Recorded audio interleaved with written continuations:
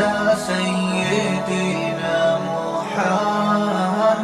الحمد لله الحمد لله نحمده ونستعينه ونستغفره ونؤمن به ونتوكل عليه ونعوذ بالله من شرور أنفسنا ومن سيئات أعمالنا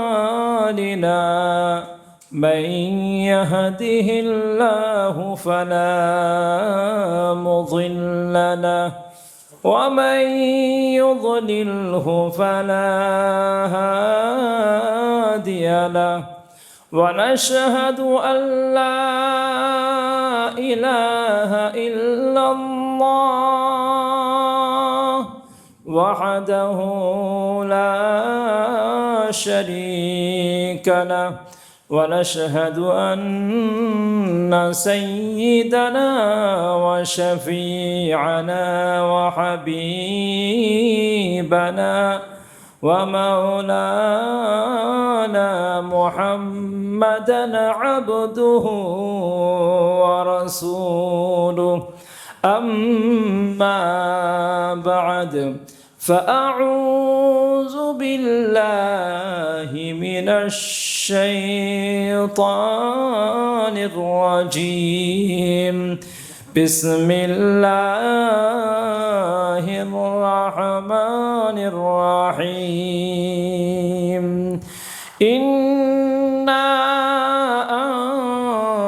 أنزلناه في ليلة القدر وما أدراك ما ليلة القدر ليلة القدر خير من 1000 شهر وقال الله تعالى في موضع آخر إن الله وملائكته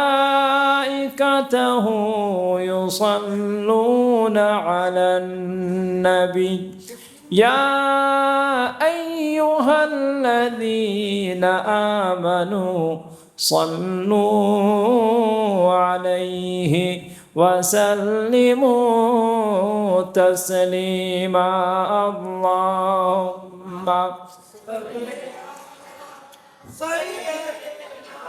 مولانا محمد وعلى آله سيدنا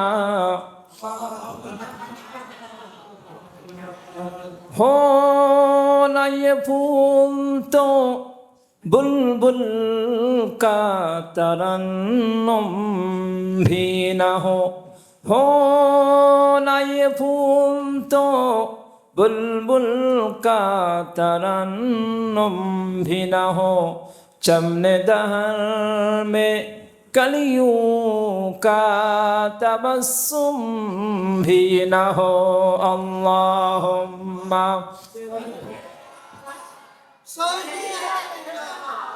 मौलाना मुहम्मद वअला आलिहि सय्यिदिना मौलाना मुहम्मद श्रद्धेय सम्मानीय দিনদার ইমানদার ভাই সকল বুজুর্গানে দিন এবং আমাদের ছোট্ট মাসুম ভাইরা, আজ 1447 হিজরির রমাদানুল মুবারকের 27তম রমজানের রাত্রিতে মসজিদে আয়েশাতে আমরা পুরো মাস দুইজন হাফেজে কোরআনের মাধ্যমে তারাবিহের নামাজের মাধ্যমে যে কোরআনে করিম শ্রবণ করার ধারাবাহিকতা এবং সিলসিলা শুরু করেছিলাম আল্লাহর তৌফিকে আলহামদুলিল্লাহ আজকে সমাপ্ত হলো। পুরো কোরআনে করিমকে নামাজের মাধ্যমে শোনার তৌফিক, এটাও আল্লাহ রাব্বুল আলামিনের পক্ষ থেকে। এই নিয়ামত সকলের কিসমতে জুটে না, তাই তো? মানুষ মনে করে টাকা পয়সাই কিসমতের ব্যাপার না।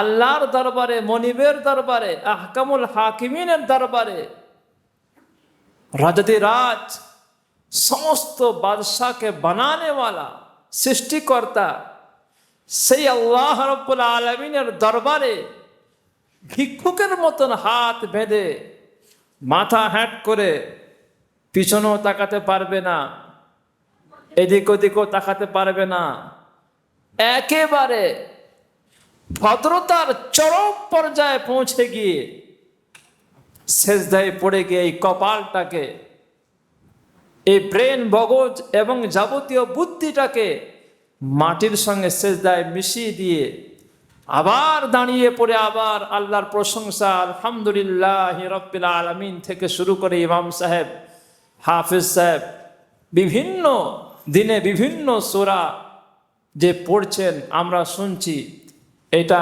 চারটিখানি ব্যাপার নয়, অনেক বড় ব্যাপার। সামান্যতম যদি কেউ বিশ্বের তাব্বর নেতার সামনে একটু ভাষণ শুনে নেয়, সাক্ষাৎ করে নেয়, সারা জীবন সেটাকে সেলফি করে, সেটাকে ক্যামেরা বন্দি করে টাঙিয়ে রেখে দেয় যে একদিন আমার সঙ্গে ইনার সাক্ষাৎ হয়েছে। একটা মোবাইল দোকানে পান্ডুয়াতে দেখছে একজন মুসলমান ভাই, তার মোবাইল দোকানের সামনে পিছনে একটা ছবি আছে। আমি বলছি, ভাই এটা কি? বলছে, আমি যখন বোম্বাইয়ে কাজ করতাম, আমার কারখানার আশেপাশে একটা অনুষ্ঠানে সালমান খান এসেছিল, সকলকে সই করাচ্ছিল একটা কাগজে, আমিও একটা দিয়েছিলাম, তা আমার তার সঙ্গে সাক্ষাতের স্মৃতি আমি ক্যামেরা বন্দি করেছি, সারা জিন্দিগি আমি টাঙিয়ে রেখেছি, এটা আমার গর্ব। তাহলে ভাবুন, একটা বেদিন মানুষের সঙ্গে সাক্ষাৎ হওয়াতে সে এত খুশি। আর যদি পৃথিবীর সমস্ত সম্মানী ব্যক্তিদেরকে, যিনি ইজ্জত এবং সম্মানের শীর্ষ স্থানে পৌঁছানেওয়ালা আল্লাহ, সেই আল্লাহর দরবারে আমরা যে দাঁড়িয়ে আছি, এটা কি কিরামান কাতিবিনের ক্যামেরা বন্দি হচ্ছে না? এটা কি আল্লাহ রাব্বুল আলামিন রেকর্ড করে রাখবেন না? রেকর্ড শুধু করবেন না, আপনাদের সকলকে, আমাদের সকলকে কিয়ামতের ময়দানে আল্লাহ রাব্বুল আলামিনের দরবারে যখন আমরা হিসাবের কাতারে দাঁড়িয়ে যাব এবং আমাদের সমস্ত হিস্ট্রি সামনে খুলে দেওয়া হবে আর বলা হবে, ইকরা কিতাবাকা কাফা বিনাফসিকাল ইয়াউমা আলাইকা হাসিবা। ইকরা কিতাবাক, তুমি তোমার জীবনের হিস্ট্রি পড়ে নাও, তোমার জীবন স্মৃতি তুমি তোমার নিজেই দেখে নাও। সকলের জীবনী মহান আল্লাহ রাব্বুল আলামিন সামনে খুলে দেবেন। ইকরা কিতাবাক, পড়ে পড়ে দেখে নাও। তুমি যদি পৃথিবীর বুকে ভালো কাজ করে থাকো, নামাজ, রোজা, তাসবিহ, তেলাওয়াত, তারাবিহের নামাজ, সেগুলি আল্লাহ তাআলা লিখে থাকবেন, জুলম করবেন না। আর যখন তুমি দেখবে জীবনের হিস্ট্রিতে ভালো কাজই ভালো কাজ, তাহলে মনের মধ্যে একটা খুশি হবে যে ইনশাআল্লাহ আমার বিচার খুব সুন্দর হবে, আমি ইনশাআল্লাহ জান্নাতে অবশ্যই প্রবেশ করব। হয়তো কিছু গুনাহের কারণে শাস্তি ভোগ করতে হবে, কিন্তু পরিণাম ইনশাআল্লাহ ভালো। মনে মনে চোর যখন ধরা পড়ে, পুলিশের হাতে অ্যারেস্ট হয়, সে বুঝে নেয় আমার অবস্থা খারাপ, সে ভেবে নেয়, তাই তো? আবার যেদিন আসামি কোর্টে দাঁড় হওয়ার আগে উকিল কানে কানে বলে, মামলাটা ডিসমিস করে দিয়েছে, তোমার সুখবর, সে হাতে শেকল পড়ানো সত্ত্বেও মুচকি হাসে, তাই কি না? কেন? সে জানে আমার এই জেলখানা থেকে বের হওয়ার রাস্তা হয়ে গেছে। ঠিক তদ্রূপ আল্লাহ বলছেন, কাফা বিনাফসিকাল ইয়াউমা আলাইকা হাসিবা, তুমি তোমার জীবনের সমস্ত হিস্ট্রি পড়ে নাও। যখন তুমি দেখবে আমি নামাজ পড়েছি, রোজা রেখেছি, তাসবিহ তেলাওয়াত করেছি, মহান আল্লাহ রাব্বুল আলামিনের দরবারে সারাটি দিন রোজা রাখার পরে যখন এই তারাবির মধ্যে বড় পায়ে ব্যথা হচ্ছিল, অনেক কষ্ট করে তাও আল্লাহর দরবারে দাঁড়িয়েছি, আর ফেরেশতা সব লিখে রেখেছেন, তাহলে ইনশাআল্লাহ আল্লাহ রাব্বুল আলামিন আমার ভাগ্যে জান্নাত রেখেছেন। ফয়সালা নিজেই করে নিতে পারবে। আর যদি দেখো মাহে রমজান চলছিল আর আমি মুসলিম হোটেলের মধ্যে দিনের বেলা বিরিয়ানি মারছিলাম, আর চায়ের আড্ডাখানায় ইফতারি ছেড়ে দিয়ে দামি দামি আজবা খেজুর ছেড়ে দিয়ে ভং ভং করে সিগারেট টানছিলাম, মনে করছিলাম আমার মুখ দিয়ে ধোঁয়া বার হচ্ছে, এই ধোঁয়াতে পৃথিবীটা ধোঁয়া হয়ে যাবে। না না না, তুমি জাহান্নামের আগুনের ধোঁয়াটা এখন থেকে মুখ দিয়ে বার করা শুরু করে দিয়েছো। তুমি তোমার ফয়সালা করে নাও, সেখানেও তোমার মুখ দিয়ে ধোঁয়া বার হবে। বলি নাউজুবিল্লাহ, নাউজুবিল্লাহ মিন যালিক। তুমি সুন্দর আজবা খেজুর, দামি দামি ফল ফ্রুট ছেড়ে দিয়ে রোজাদারের জন্য আল্লাহ ব্যবস্থা করেছিল, তাই ভালো লাগে না তোমাকে। তোমার চায়ের দোকানের পচা আটার তৈরি বিস্কুট ভালো লাগে, আর ওই যেমন তেমন করে ধুইয়ে একটা গ্লাসে 500 জন নাকের নাটা পুটা হাত ময়লা ওইটাই শুরু টানছো, আর বলছো রোজা সে রাখবে যার বাড়ি খাবার নেই। না, রোজা সে রাখবে যার বাড়ি আল্লাহ রহমত দিয়ে বরকত দিয়ে ভরে দিয়েছেন। বলে সুবহানাল্লাহ। তাহলে একটা ইমানদার, একটা মুসলমান, একটা আল্লাহর প্রেমের মুখ দিয়ে কখনো এ কথা বের হতে পারে না যে রোজা সে রাখবে যার বাড়ি খাবার নাই। খাওয়া বেশি এটা কোনো খুব পাণ্ডিত্যর পরিচয় নাই। আল্লামা ইমাম কাসেম নানভী রহমতুল্লাহ আলীর বিখ্যাত ঘটনা আছে একটা। পণ্ডিতের সঙ্গে তর্ক বিতর্ক হবে, বাহাস হবে। পণ্ডিত তো প্রমাণে, যুক্তিতে, দলিলে হেরে গিয়েছে। সে দেখছে এই লাইনে হেরে গেলাম, তাহলে আমার ভক্তরা তো আমাকে বলবে যে আপনি কিছুই পারলেন না, ভক্তদেরকে টুপি পড়াতে হবে। তাই ও কথার একটা স্টাইল পাল্টে দিয়ে বলছে, মৌলভী সাহেব मुनाजरा इस पर होगा कौन कितना ज्यादा खाना खा सकता है। তর্ক বিতর্ক এই বিষয় হবে বেশি কে খেতে পারে। मौलाना कासिम नानवी रहमतुल्लाह अलैह बोलें, अरे भाई ज्यादा खाना तो जानवरों का काम है, ये कोई बात हुई? বেশি খাওয়া তো জানোয়ারদের কাজ। কে কত বেশি খেতে বলে? আরে তোমার চেয়ে তো হাতি বেশি খেয়ে নেবে, তোমার চাইতে তো মোষ বেশি খেয়ে নেবে। তার মানে কি মোষ বেশি জ্ঞানী, বেশি আল্লামা? তাহলে আল্লামা ভ্যাঁস বলতে হবে? তা তো নয়। খাওয়া নিয়ে যদি বাহাস হতে হয় তাহলে আমাকে একটা কামরার মধ্যে বন্ধ করে দাও, বাইরে থেকে তালা লাগিয়ে দাও, আর পণ্ডিতজিকে একটা রুমে ঢুকিয়ে দাও। 1 বছর পরে দরজা খুলে দেখবে কে বেঁচে আছে, কে মরে গেল না খেয়ে। ইনশাআল্লাহ তিনি সেই সময় 10-12 একটা কথা বলেছিলেন যে इंशाअल्लाह मैं जिंदा रहूंगा और मैं खाना खाने का मोहताज नहीं हूं, सिर्फ सुन्नत रसूल को जिंदा करने के लिए खाना खाता हूं। बोले सुभान अल्लाह। তিনি বললেন খাওয়ার মোহতাজ নাই, আল্লাহ তাআলা বিনা খাইয়ে জিন্দা রাখতে পারেন, কিন্তু আমি খানা যে খাই, কারণ আমার নবী খানা খেয়েছেন, আমার নবী খানা খেয়েছেন। তো আল্লাহ রাব্বুল আলামিন রোজাদারকে যে রোজা রাখার তৌফিক দান করেছেন, এটা এই জন্য নয় যে কষ্ট দেওয়া, বরং আল্লাহ রাব্বুল আলামিন আমাদেরকে এটা বোঝাতে চান তোমার আশেপাশের অনেক গরিব মানুষ ভিক্ষা করে, কত কষ্টে থাকে, সেই কষ্ট দেখে অনুভব করা যায় না।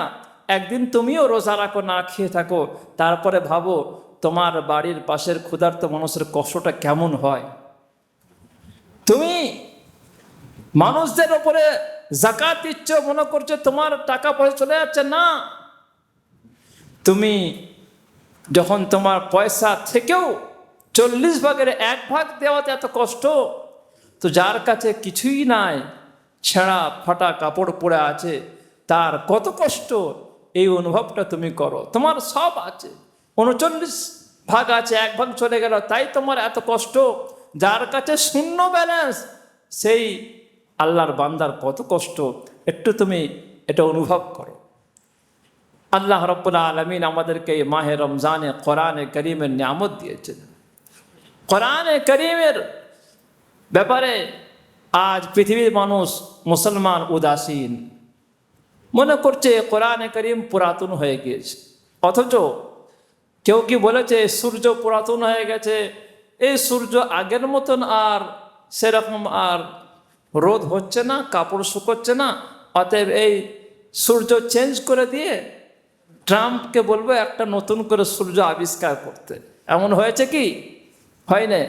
সূর্য যেমন আগে যেমন তাপ ছিল, আজও আছে, আগামীতেও যতদিন আল্লাহ চাইবে থাকবে। সেই আল্লাহ রাব্বুল আলামিন কোরআনে কারীম স্থান কাল পাত্র অনুযায়ী শুরু থেকে নিয়ে শেষ পর্যন্ত প্রত্যেকটা মানব জাতির কি সমস্যা হবে কে জানেন? কে জানেন? আর ওই সমস্যার সমাধানও কাতে রেখেছেন? এই কোরআনে কারীম রেখেছেন। কিন্তু কোরআনে কারীম আমরা বুঝতেও চাই না, পড়তেও চাই না। এই কোরআনে কারীম 1 মাস ধরে প্রায় আমরা তারাবিহের মাধ্যমে শ্রবণ করলাম। এই কোরআনে কারীম শোনার মধ্যে, পড়ার মধ্যে অনেক সওয়াব। মান কারা হারফাম মিন কিতাবিল্লাহ ফালাহু বিহি হাসানা।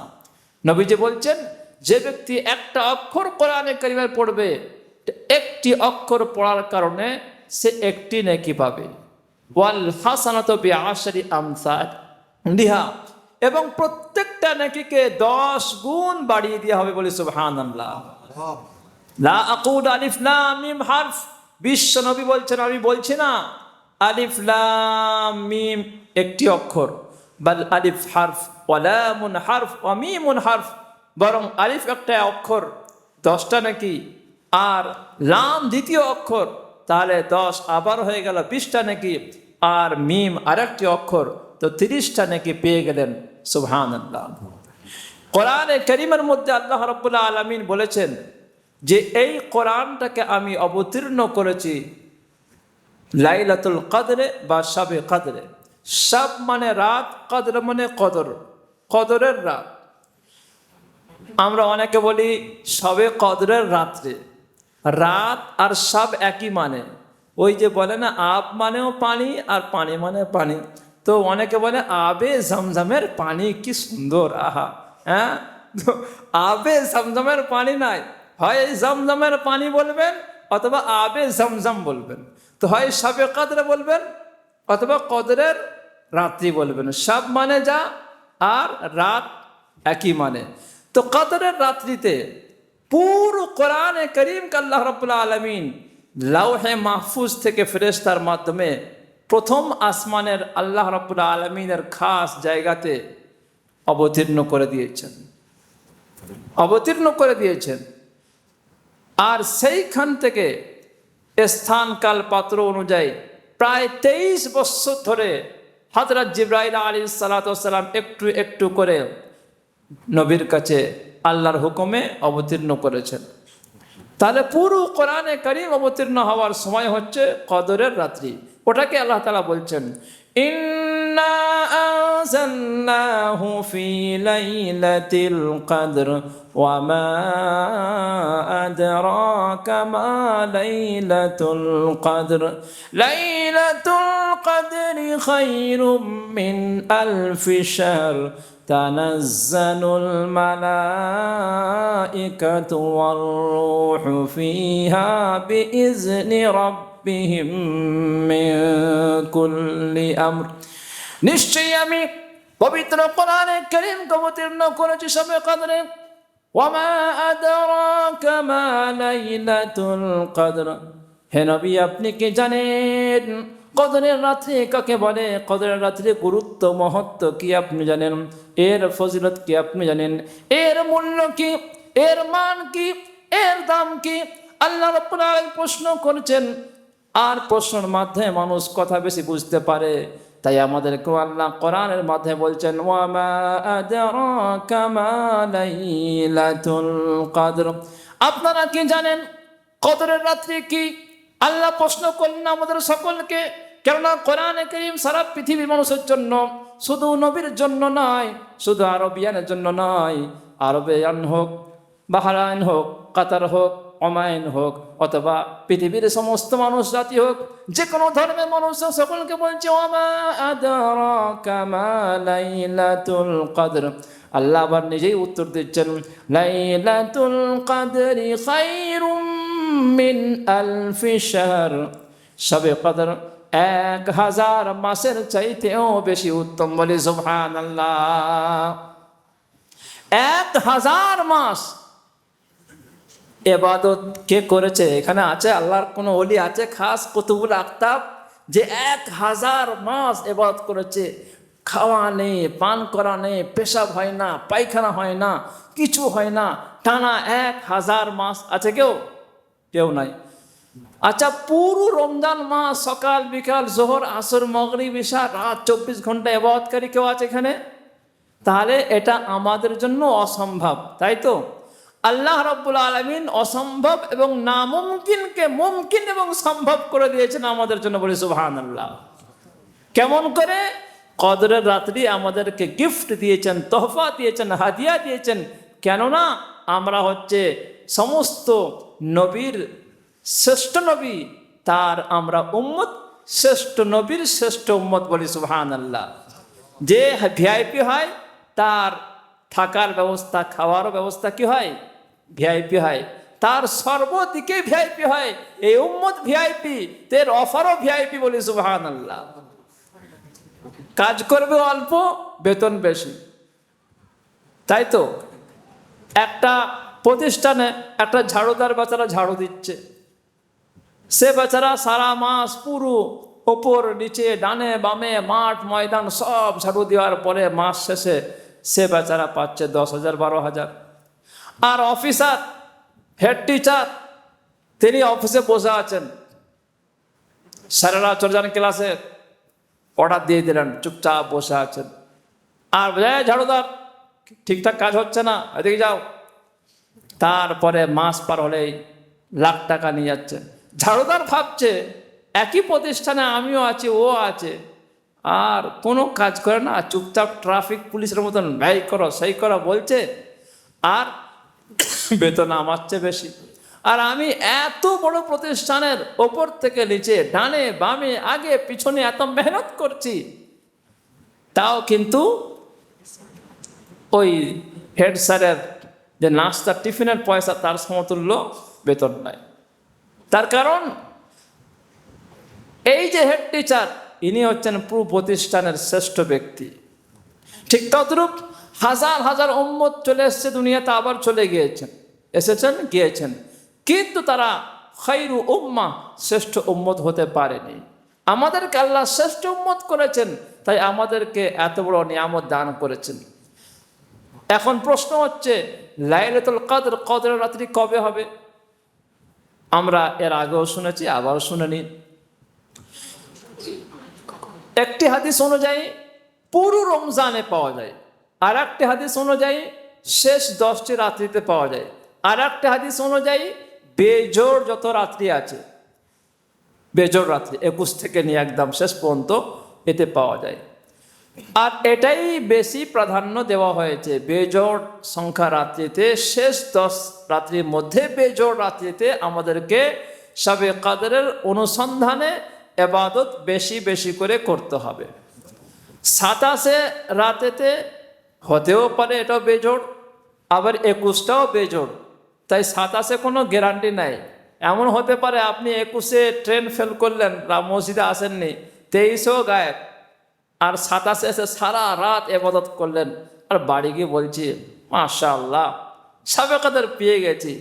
হয়তো ফেরেশতা বলবে আল্লাহর বান্দা এ বছরে 21-এ পার হয়ে গেছে,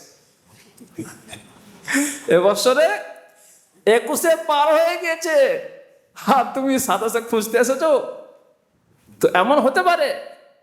তো যেমন লটারির টিকিট, হ্যাঁ, সবাই মনে করছে আমি পাবো, ও বলছে আমি পাবো, আমি পাবো।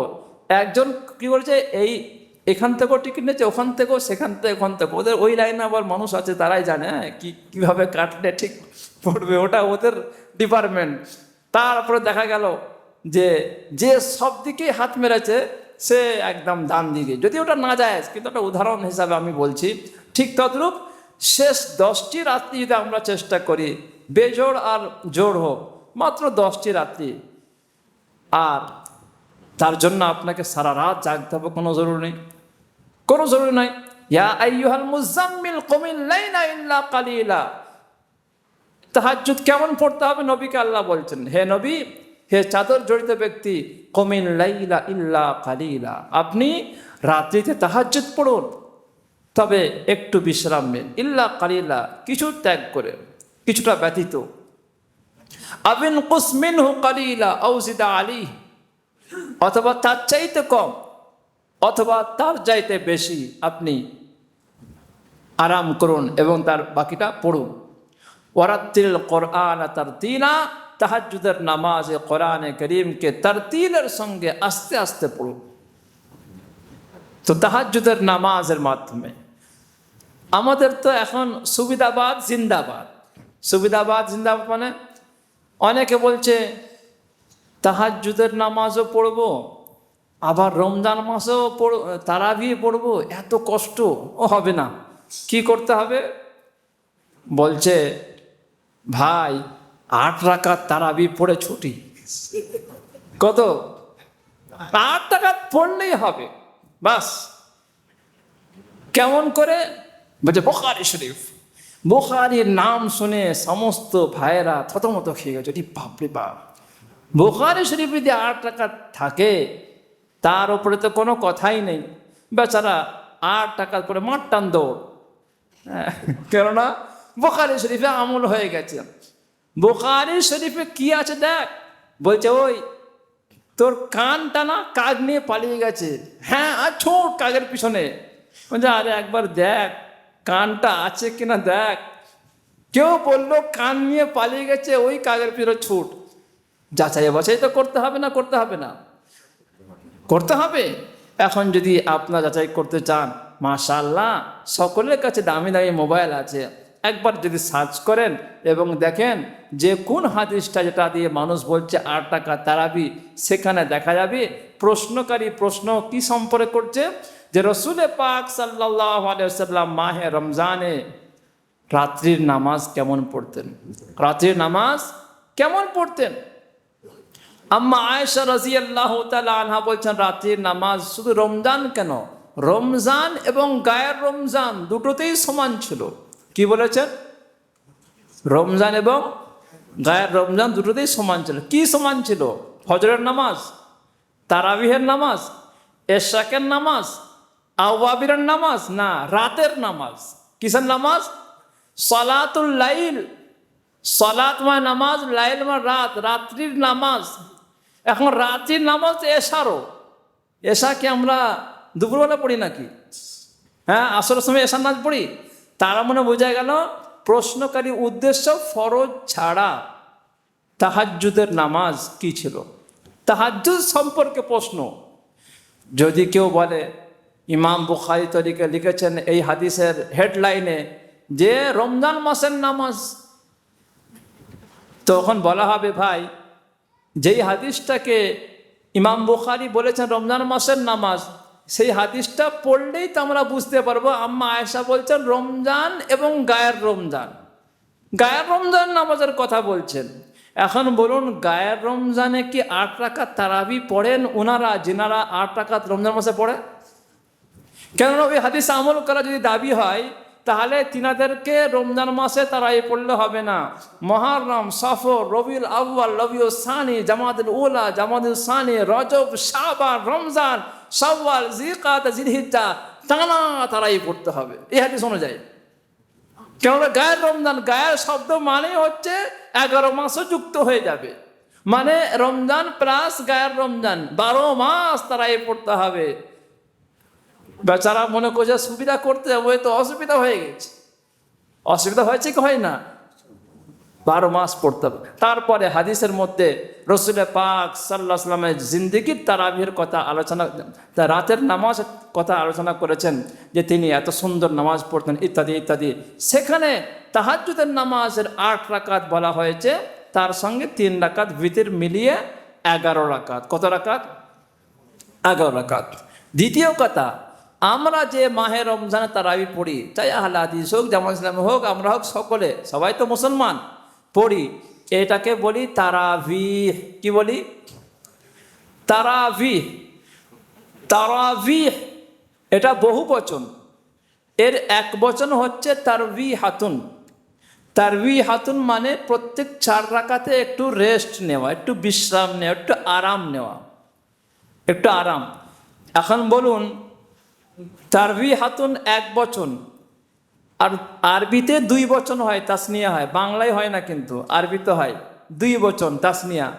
তাসনিয়া 2 বচন তারবিহাতান। কি হয়? তারবিহাতান। তারবিহাতান মানে 8 রাকাত। তারবিহাতান মানে 8 রাকাত, মানে 2 বার বসেছে। প্রত্যেক 4 রাকাতে যদি একবার বসে, তাহলে 2 বার বসা কখন হবে? 8 রাকাতে। তাহলে যারা 8 রাকাত পড়ে তারা তারাবিহ বহু বচন জামা পড়ে না, তারা তারবিহাতান পড়ে, অর্থাৎ তাসনিয়া পড়ে। যারা 8 রাকাত পড়ে তারা 2 বার বসে, মানে তারাবিহ পড়েন না, তারবিহাতান পড়েন। তাহলে ভাই, যে শব্দটা আমরা উচ্চারণ করছি, তাহলে ব্যাকরণে গেলেই তো আমরা বুঝতে পারবো যে আমাদের হাদিস বলেছি বটে ঠিকই, কিন্তু বুঝতে সমস্যা হয়েছে।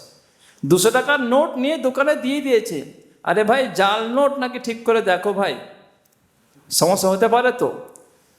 এমনও হতে পারে বিদেশি আসলি নোট নিয়ে চলে এসছে, হ্যাঁ আসলি নোট, এই দেশে চলবে কি চলবে দেখতে হবে না? তো ওই হাদিসটা তো আপনার তাহাজ্জুদ সম্পর্কিত, আপনি এখানে ফিট করে দিয়েছেন তারাবিহেতে। তৃতীয় কথা, অনেকে আবার আজকাল খুব বাহাস করার শখ। একদিন ফেসবুকে দেখলাম, একদিন বলছে, কে বাহাস করতে প্রস্তুত? আমি রেডি। 8 টাকার তারাবি না 20 টাকার তারাবি। মানুষের এখন ইমান চলে যাচ্ছে, মুসলমান সুদে ডুবে আছে, নামাজ থেকে দূরে যাচ্ছে, আর এখন 8 টাকাত না 20 টাকা ঝগড়া করতেই ব্যস্ত। শয়তান তো বাঁধা পড়া আছে, তো মনে মনে শয়তান ভাবছে, আল্লাহ আমি বাঁধা পড়লেও এই উম্মতের কিছু চেলা এমন আছে আমার চাইতে বেশি দায়িত্ব পালন করে দিচ্ছে। আরে ভাই, রমজান মাসে কত মানুষ এখন রোজা রাখে না, ফরজ ছাড়ছে, আর তুমি এখন ওই সুন্নতে মারপিট করছো। এইগুলো এই জামানায় বলার সময় নয়, কিন্তু এইগুলো মানুষ বলে বলে মানুষকে দূরে সরে দিচ্ছে। তাই আমার বলা উদ্দেশ্য, আর এটাকেই মানুষ খুব গ্রহণ করে, মনে করে বিশাল একটা ব্যাপার না। তারাবি সুন্নতে মুআক্কাদা। কি? সুন্নতে মুআক্কাদা। আর জামাতের সঙ্গে পড়া সুন্নতে মুআক্কাদা আলা কিফায়া। পুরো কোরআন শোনা আলাদা সুন্নত। তো এই যে মাহে রমজান আমরা তারাবি পড়ছি, এটা আল্লাহর বড় রহমত, আল্লাহর বরকত। আল্লাহ আমাদেরকে পড়ার তৌফিক দিয়েছেন, ওই জন্য আমরা ইমাম সাহেবদের হোক, হাফেজদের হোক, এনাদের কদর করব, যেহেতু এনাদের মাধ্যমেই আমরা কোরআন শুনছি। আর সারা বিশ্বেতে আমরা একটু চিন্তা গবেষণা করলে বুঝতে পারবো, যদি মাদ্রাসা না হতো তাহলে কোনো হিফজখানা হতো না, হিফজখানা না হতো তো কোনো হাফেজ হতো না, হাফেজ না হলে তারাবি হতো না, মাদ্রাসা যদি না হতো তাহলে কোনো আলেম হতো না, যদি আলেম না হতো আপনারা কোনো বক্তাও পেতেন না, আর সঠিক কথা শোনার কোনো ইয়েও পেতেন না। মাদ্রাসা যদি না হয় তাহলে সঠিক মশলা অনুযায়ী জানাজার নামাজ, জীবনের শেষ নামাজ। আমাদের সকলের তো আজান হয়ে গেছে, হয় না? হ্যাঁ, এবার নামাজটা বাকি। আজান কখন হয়েছে খবর আছে? আমাদের খবর নাই, বাপ দাদা শুনেছে, তখন ছোট্ট ছিলাম, ওয়া ওয়া করে কাঁদছিলাম, শয়তান চিমটি করেছে, আর বাপরে মারে ওয়া ওয়া করছে। তখনই কি হয়েছে? কানের মধ্যে যে কোনো ব্যক্তি, কারো আব্বাজান আলেম মানুষ সে হোক, অথবা অন্য কোনো ব্যক্তির মাধ্যমে আজান হয়ে গেছে, তো নামাজটা বাকি আছে। জানাজার নামাজ শুদ্ধ হয়ে পড়ার জন্য কোনো ভালো আলেমের দরকার। অনেকে আবার আমাকে বলে, হুজুর আপনাদের সঙ্গে থেকে থেকে না মোটামুটি অর্ধেক মুফতি হয়ে গেছে। তা আমি বলি, থেকে থেকেই তো মুফতি হয়েছ, না থেকে তো হওনি। আর আমি মাদ্রাসায় থেকে থেকে হয়েছে, অতএব মাদ্রাসারই অবদান। কার অবদান? ওই জন্য মাদ্রাসার হেফাজত করা বড় এটা গুরুত্ব। তার জন্যেই মাশাআল্লাহ আপনাদের এই মসজিদ থেকে প্রত্যেক সপ্তাহে যে ওলামারা আসেন, এর আমরা কদর করি। কদর করি। সাহাবে কেরামদের কি মেজাজ ছিল! যখন কোরআনে কারীমে এই আয়াত অবতীর্ণ হয়, কোন আয়াত? লান তানালুল বিররা হাত্তা তুনফিকু মিম্মা তুহিব্বুন।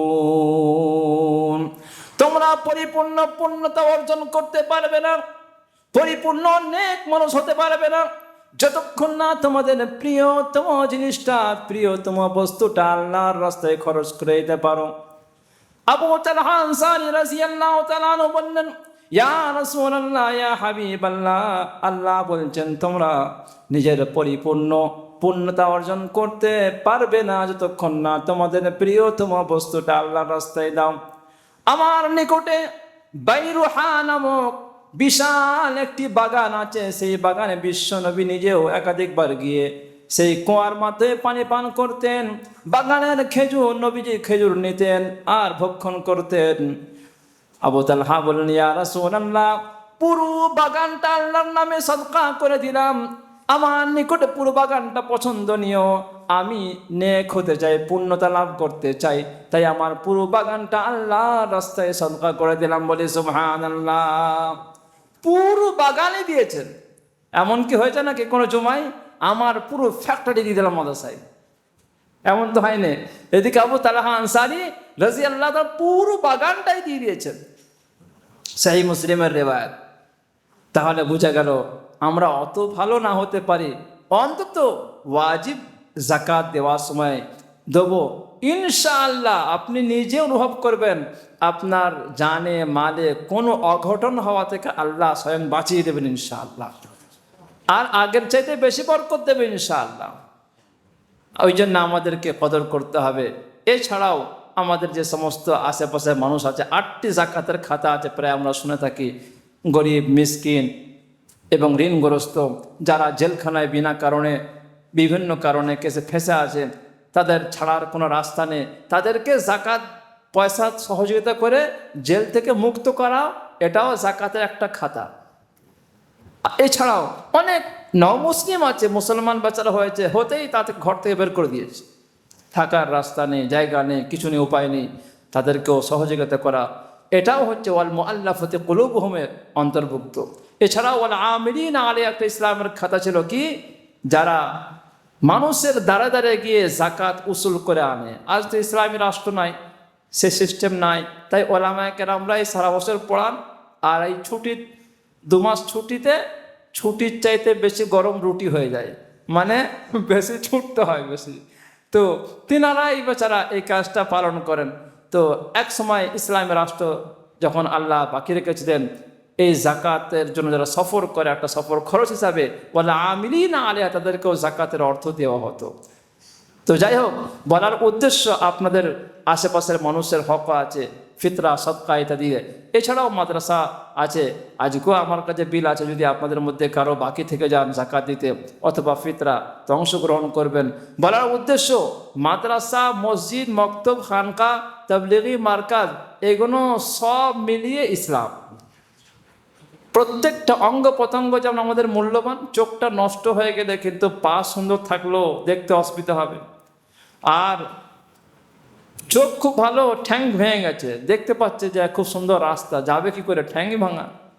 তো আমাদের পুরো শরীয়তের চলার জন্য ওলামায়ে কেরামরা যে একটু বিভিন্ন বিভক্ত হয়েছেন, অ্যাকচুয়ালি এগুলো সাহাবাত জামানায় একই ছিল।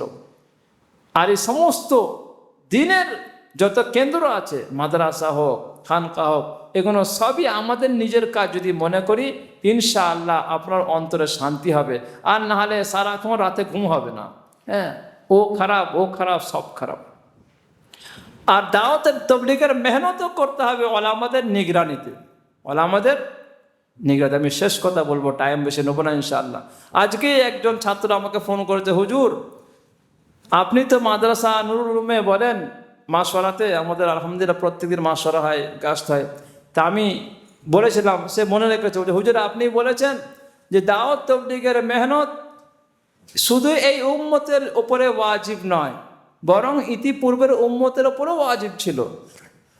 আমি এখন এই কথাটা আমাদের গাছতে বলার কারণে একজন আম মানুষ চিল্লা চারবাজ বেচারা লাগিয়েছে, সে বেচারা বলছে না না, এই কথাটা ভুল কথা। তো ছেলেটা আমাকে ফোন করলো, তা আমি তাকে বললাম, ভাইকে জিজ্ঞাসা করো ভুলটা কেন।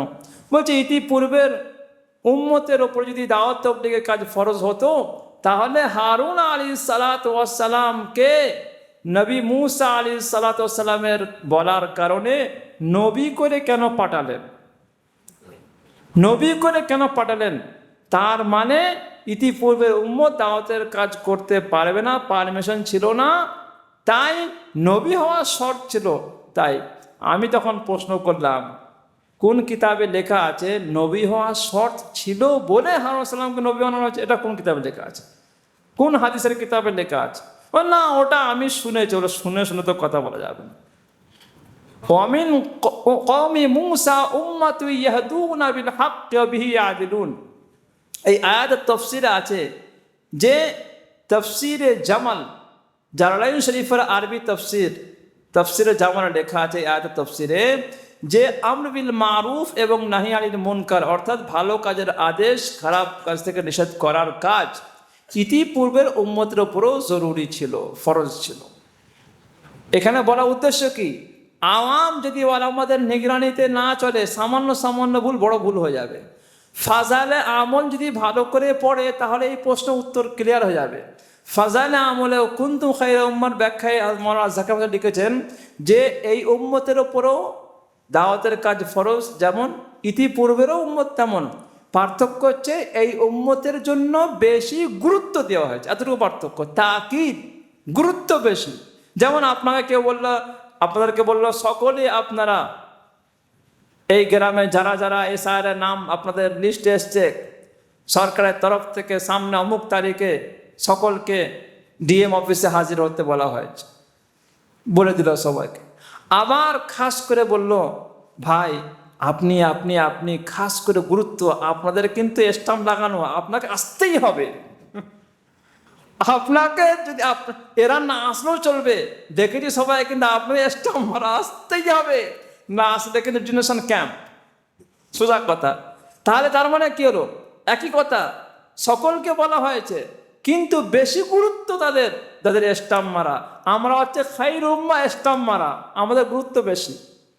কুনতুম খাইরা উম্মা, স্টাম্প মারা আছে, অতএব আমাদের অবশ্যই করতে হবে, না করলে অনেক পাপ হয়ে যাবে। আল্লাহ তাআলা আমাদেরকে ওলামাদের নিগরানিতে সমস্ত দিনের খেদমত করার তৌফিক নসিব করুক, আর ওলামাদেরকেও হক অনুযায়ী কথা বলার তৌফিক নসিব করুক। আমা আলাইনা ইল্লাল বালাগ। অনেকে খতম পড়েছে, মশলা কথা বলেছেন। আপনি তো কোরআন হাফেজ তরুষ পড়ে আল্লাহুম্মা সাল্লি আলা মুহাম্মাদ ওয়া আলা আলহামদুলিল্লাহি রাব্বিল আলামিন ওয়াসসালাতু ওয়াসসালামু আলা রাসূলিহিল কারীম ওয়া আলা আলিহি ওয়া আসহাবিহি আজমাইন। রব্বানা যালামনা আনফুসানা ওয়া ইল্লাম তাগফির লানা ওয়া তারহামনা লাকুন্না মিনাল খাসিরিন। রব্বিরহামহুমা কামা রাব্বায়ানি সাগীরা। হে আল্লাহ, তোমার দরবারে আমরা হাত উঠেছি মাওলা। আল্লাহ, জেনে অজেনে, ইচ্ছাকৃত অনিচ্ছাকৃত, রাত্রে অন্ধকারে দিনে উজালায় ছোট বড় আগের পেছনে সমস্ত গুনাহকে মাফ করে দাও মাওলা। হে আল্লাহ, অনেক ভাই কোরআনে কারীম পুরো খতম করেছেন, অনেক মা বোনেরাও করেছেন, যারা যেখান থেকে করেছেন তুমি তো আলিমুল বিদাতে সুদূর, তুমি সব জানো, আলিমুল গায়েব মাওলা। আল্লাহ, সকলের পড়া তেলাওয়াতের মধ্যে যা কিছু ভুল হয়েছে তুমি তোমার বান্দা বান্দিকে ক্ষমা করে দাও মাওলা। আল্লাহ, এর পরিপূর্ণ সওয়াব তাজদার মদিনা আহমদ মুস্তফা মোহাম্মদ মুস্তফা জনাবে রাসূলুল্লাহ সাল্লাল্লাহু আলাইহি ওয়াসাল্লাম মুকদ্দাসে পৌঁছে দাও। সাহাবা তাবিঈন তাবিঈনের কবরে সওয়াব পৌঁছে দাও। যারা তেলাওয়াত করেছেন, তাদের যারা ইন্তেকাল করেছেন, প্রত্যেকের রুহের মাগফিরাতের জন্য তাদের কবরে সওয়াব পৌঁছে দাও। যারা আমরা আমিন আমিন বলছি, আমাদের অনেকের অনেক আত্মীয় চলে গেছেন, কারো আব্বাজান আম্মাজান দাদাজান দাইজান দূরবর্তী নিকটবর্তী অনেক আত্মীয়, কারো ওস্তাদ, কারো শেখ পীর। আল্লাহ, সকলের কবরে এর সওয়াবটাকে পৌঁছে দাও। আল্লাহ, খাতমে কোরআন করলে দোয়া কবুল হয়, আমরা সকলে আশাবাদী মাওলা। এই মাহে রমজানে তোমার দরবারে হাত উঠাচ্ছি মাওলা, খাতমে কোরআনের ওসিলায় আমাদের সকলকে দিনদার বানিয়ে দাও, আমাদের মা বোনকে দিনদার বানিয়ে দাও, আমাদের সন্তান সন্ততিকে দিনদার পরহেজগার মুত্তাকি বানিয়ে দাও, যেন আমরা মারা গেলেও আমাদের পরবর্তী নসল দিনের জন্য জানের বাজি রেখে আল্লাহ দিনকে কায়েম দায়েম রাখার চেষ্টা করে মাওলা। আল্লাহ ইলাহুল আলামিন খতমে কোরআনের ওসিলায় তুমি আমাদের রোজা তাসবিহ তেলাওয়াত এই মাহে রমজান যাবতীয় ইবাদতকে কবুল করে নাও মাওলা। আল্লাহ সবে কদর পাইয়ে দাও মাওলা। আল্লাহ আগামী জিন্দগিতেও যেন ভালোভাবে চলতে পারি তার ফয়সালা তুমি করিয়ে দাও মাওলা। আল্লাহ ইসরায়েল খাতরাত থেকে পুরো উম্মতকে হেফাজত করো। আল্লাহ জালিমের জুলম থেকে নিষ্ঠুর থেকে আর হিংসুকের হিংসা থেকে পুরো আলাম ইসলামকে হেফাজত করো মাওলা। আল্লাহ সামান্য চমক দেখিয়ে বাতিল অনেক সময় নিজের দিকে আকৃষ্ট করে নিচ্ছে। আল্লাহ আমাদের সকলকে সারা বিশ্বের দাজ্জালি নিজাম এবং তার ফিতনা থেকে বাঁচার তৌফিক নসিব করো মাওলা। আল্লাহ মসজিদে আয়েশাকে কবুল করে নাও মাওলা। এই মসজিদ থেকে লাখ লাখ টাকা কোটি কোটি টাকা অনেক মানুষ বিভিন্ন মাদ্রাসায় দান করেছেন।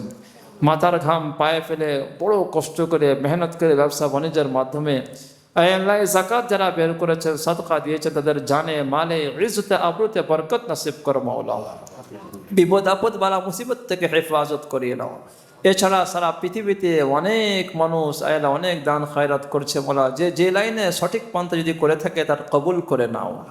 কিয়ামতের ময়দান নাজাতের জরিয়া বানিয়ে দাও।